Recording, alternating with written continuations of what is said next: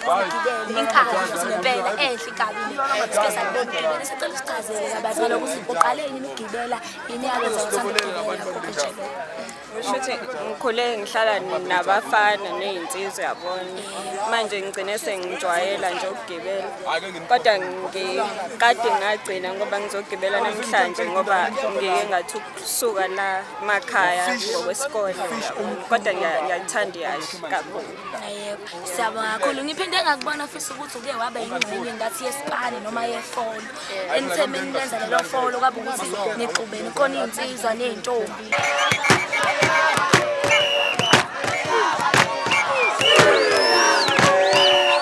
Ukwazi kanjani ukuthi usene nezinsizwa ukuyintombi akukuhluli yini noma awekho yini angithi ke lethiwe izinsizwa zinamandla kakhulu kunathi ayikho ipressure oyizwayo.